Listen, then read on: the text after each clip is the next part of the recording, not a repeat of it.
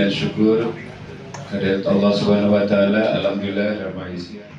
Baik Bapak Ibu sekalian, marilah kita buka acara ini dengan bacaan basmalah bersama-sama. Bismillahirrahmanirrahim.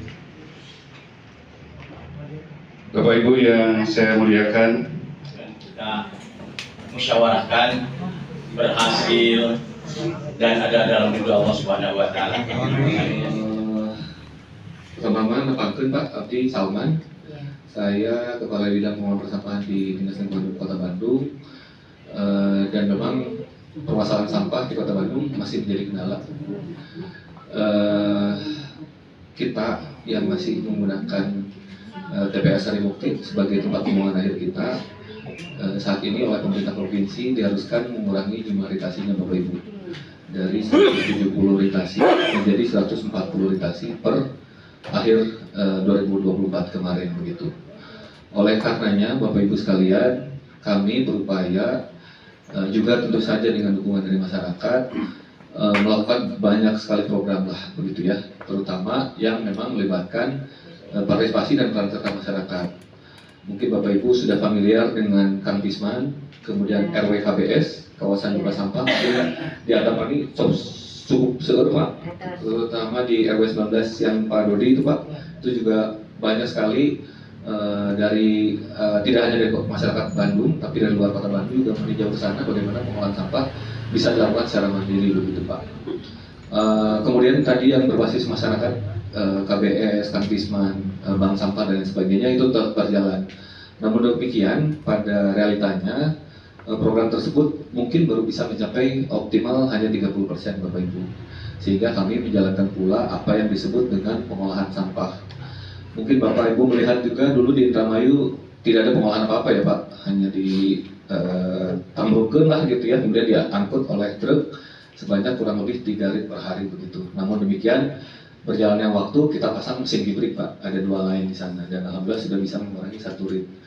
Tapi itu juga ternyata belum cukup Pak, gitu, sehingga kami berinisiasi atas arahan dari Pak Oli juga ya, Pak Camat ya, untuk mengakselerasi program pengolahan sampah ini, sehingga cara atau metode yang sudah kita lakukan sekarang hibrid akan ditambah dengan metode lain atau yang lebih dikenal dengan pemusnahan sampah lah seperti itu.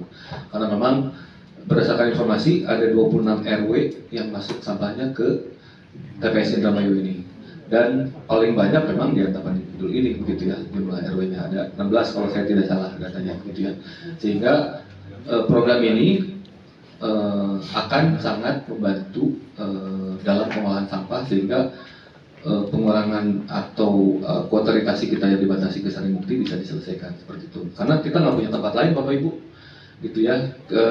Sempat ada membuang ke Pasir Bajing, tapi ternyata Pasir Bajing juga menolak kita di demo dan sebagainya. Jadi waktu hanya berjalan selama 1 bulan seperti itu, dengan seharusnya lebih dari 1 bulan ya, bisa sampai 3 bulan. Tapi ya salah satu upaya yang kita coba jalankan sekarang gitu ya, melalui pemusnahan ini. Jadi kami berharap tentu saja dukungan dari Bapak Ibu sekalian terhadap pembangunan dan operasionalisasi dari TPST Indramayu ini gitu ya, dengan operator dari PT Mahaka. Ke depan Bapak Ibu tentu saja kami juga akan memastikan apa yang kita selesaikan melalui pemusnahan sampah ini juga tidak berdampak terhadap lingkungan Pak. Jadi jangan sampai masalah sampahnya selesai tapi ada masalah lingkungan yang lain, seperti misalnya polusi udara dan lain sebagainya gitu ya, kebisingan. Nah itu juga yang perlu sama-sama kita pastikan Bapak Ibu. Jadi para warga masyarakat punya andil juga. Demikian. Dan nanti Pak akan dijelaskan masih detailnya teh. Apabila warga RW 4 atau siapapun Pak RW di tetangga yang akan mempertanyakan, mengkonfirmasi, mangga. Tapi saya yakin pertemuan ini adalah untuk mencari titik temu. Tidak sampai misalkan terjadi hal-hal yang tentunya di luar itu.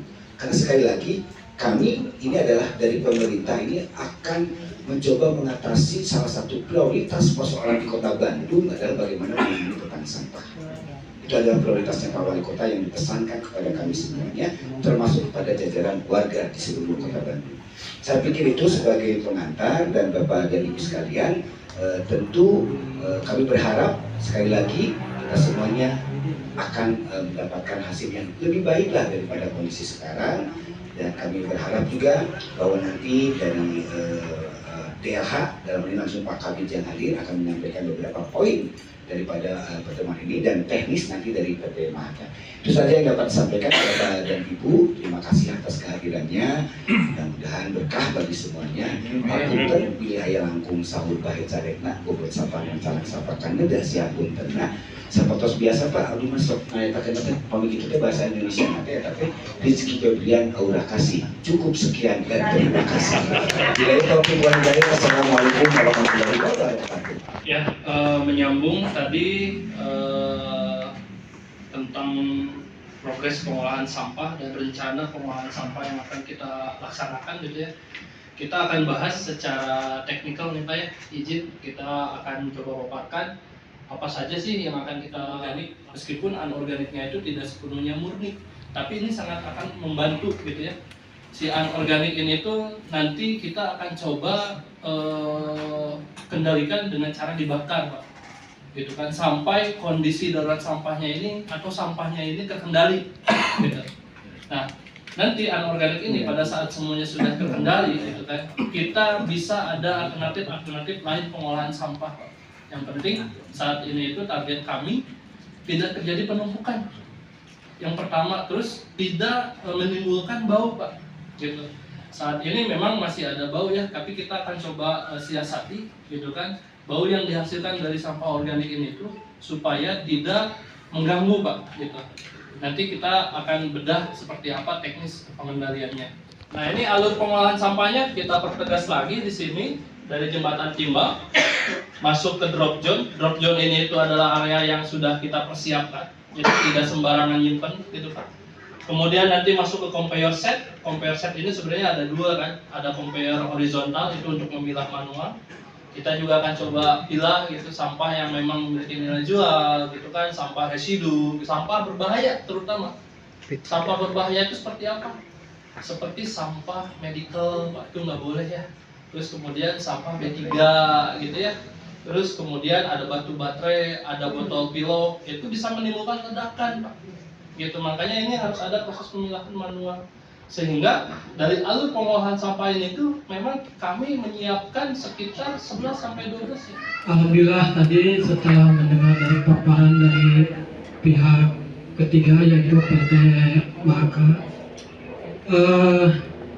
begini Pak, jadi sebelum ada pertemuan begini, saya itu sebelum ada sosialisasi begini, saya mengadakan sosialisasi ke pengurus RW, di mana ya ada lah macam-macam segala pertanyaan juga, karena kami kurang memahami juga masalah penjabaran masalah sampah ini, maka kami undang juga ke sini untuk bisa mendengar apa yang akan dipekerjakan di sini, apa yang akan dikelola oleh PT Mahaka tentang sampah. Ingin mengelola sampah dengan baik, pertama. Yang kedua, jangan juga sampai memberikan dampak yang kurang baik, dampak lingkungan bagi warga. Oke? Tadi saya mendengar paparan dari Bapak Kabid yang bahwa masyarakat dipersilakan untuk memberi masukan kepada, apakah langsung ke, nggak tahu, saya belum secara administrasinya belum tahu apakah harus lewat Pak Lurah, Pak Camat, baru ke dinas. Yang jadi pertanyaan, apakah nanti Mahaka itu seterusnya mengelola insinerator di sini? Kalau misalnya Mahaka melakukan pengelolaan selamanya di TPS ini, masyarakat itu kan memerlukan masukan-masukan, jalurnya jadi panjang. Padahal masalah polusi tidak bisa ditunggu waktunya, betul kan Pak? Tuh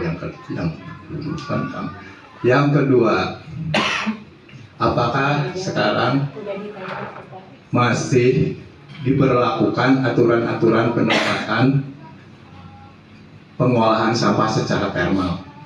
Misalnya peraturan Menteri KLHK, Menteri Pekerjaan Umum, Menteri Kesehatan.